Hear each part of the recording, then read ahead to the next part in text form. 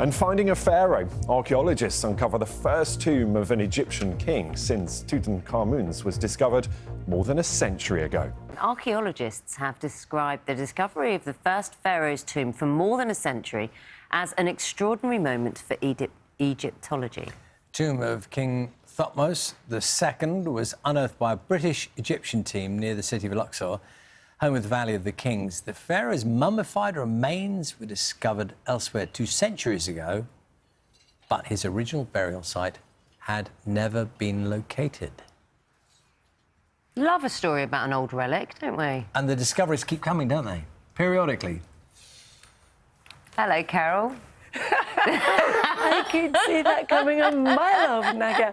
You wee rascal. I don't know what you mean. Good morning to you. How lovely to see you. You too, and you too, Charlie. Now, the discovery of the first Egyptian pharaoh's tomb for more than a century has been described as an extraordinary moment for Egyptology. The last one found was in 1922, and that's when British archaeologist Howard Carter found the burial chamber of the boy king, Tutankhamun, almost intact and full of treasures. The last undiscovered royal tomb of the 18th Egyptian dynasty was recently unearthed by a British Egyptian team near the city of Luxor, home of the Valley of the Kings, of course. King Thutmose II was an ancestor of Tutankhamun, and whilst his mummified remains were discovered elsewhere 2 centuries ago, the original burial site had never been located. Now, the field director of the mission, Dr. Piers Litherland, described the discovery as a moment of a lifetime. We were trying to determine who owned a cliff tomb, which Howard Carter found in 1916 in this wadi. And we were looking below it, and as we excavated below it, we found the tomb. You know, these are the moments of a lifetime. You know, as Howard Carter described it, these are the days of days. And it's enormously exciting. So let's pick up on some of that with Dr. Campbell Price, who's an Egyptologist based at Manchester Museum. Very good morning to you. Good morning, hi. If you don't mind, for us, can you go through some basics? The mummified pharaoh is not in the tomb. That wasn't the discovery. No. As you said, he was found more than a century ago. And in fact, there has been a more recent find of a royal tomb, but let's not quibble about that. This is the first one in Luxor. So his body was found elsewhere. That was discovered previously. Actually, Charlie, Egyptian mummified bodies are moved around a lot more than people expect. So there was a gathering of great kings and queens from the ancient Egyptian New Kingdom, as we call it, about 1500 to 1000 BC. Gathered at the end of the New Kingdom, and Thutmose II, whose tomb's just been found, was one of those that was moved. And how do they know with such certainty that this tomb was his? Names, because the ancient Egyptians were very fond of writing the pharaoh's name on lots of objects. So this is a tomb that's been known for a couple of years, but now we have the likelihood of evidence is that it belongs to this particular king. That's useful. They'd literally done plenty of labelling. Yes, the ancient Egyptians were very fond of, like myself, being a museum curator, labelling. I don't mean to be macabre, but Yes. so they take the bodies out Yes. and put them all in one place? Yeah, because I think there's great political expediency to saying you've got the mummified remains of your ancestors and you have done the right thing by them, you've reburied them. So the interesting thing here is it was probably his wife, a lady called Hatshepsut, who people might have heard of, who buried him in the first place. She goes on to declare herself Pharaoh of Egypt. So I think she was maybe putting him a bit out of the way here. This is not the Valley of the Kings. It's not the main cemetery that people might know. I was there last week, full of tourists. This is to the west, much quieter, much more out of the way. And I know that when you had these tombs, something to signify how great they were would be the treasures buried with them. Yeah.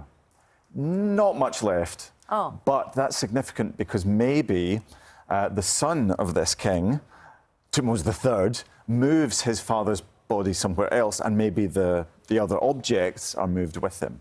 Right, OK. You've just been to Egypt. I have. Had this discovery been made when you were there? Yes, and people were talking about it. Yeah, so what's the buzz around it? What are they saying? Well, there's not much to see on the ground, but it's clear that, as I always say to students, Egypt is seen as so many shades of beige now. Originally, it was eye-poppingly colourful.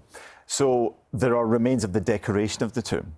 It had a beautiful starry sky. The walls were decorated with what is in the underworld, this incredible, very esoteric book of religious literature. All of this seems to begin around the time of Thutmose II, whose tomb's been found, and later Tutankhamun comes along, has blinger stuff, but essentially Thutmose II is buried with the same stuff, not quite as much gold. Can I just Blinger. check? I like the blinger. More blinger. Yeah, I like that. More bling. You're saying we were told it was Thutmose, but you're saying I'm saying Thutmose.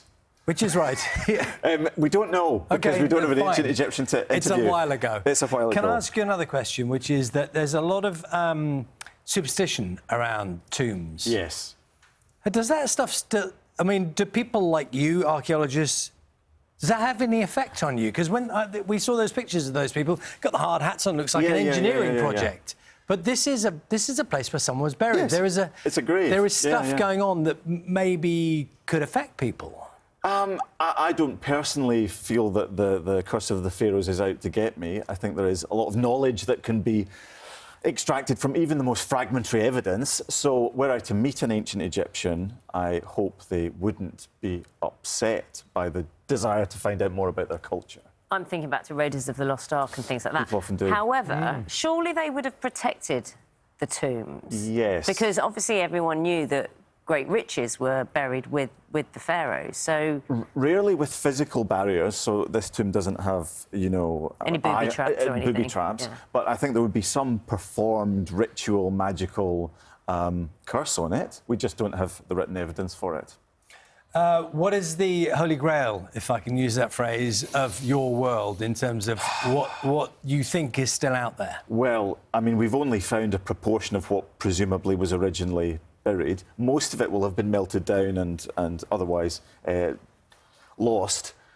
There was one king who did the gathering up of all the great kings, his ancestors, around 1000 BC. His tomb has never been found. He's called Herihor. And a British archaeologist once said, if Herihor's tomb was found, it would make Tutankhamun look like Woolworths. Oh, wow. There's a name. There's a name from the past, Yes. isn't it? We'd have to say something like Primark these days, something I think. like that. Were there any indications, like now the tomb has been discovered, I know it sounds silly, but almost working backwards, to say, that was a hint about where it was, that was a hint, we just hadn't seen it, you know? Because if you're saying that's the Holy Grail, the next one is. Yes, because if you don't have objects with one king's name on, you think that's because they've not been uncovered yet. You're looking for certain gaps in the evidence, which makes Egyptology very exciting. As I said, they're very keen on labelling, they're very keen on commemorating people from the past. So the fun of Egyptology is to put together the puzzle pieces, and this tomb, although it's not filled with gold, has lots more puzzle pieces in it. What a fascinating world. You love your job, don't you? I do, really. Since I was a kid, this Yeah. was always You're what I living the wanted to do. dream. I am. It's fantastic. Thank you for bringing it to the sofa. Well, right.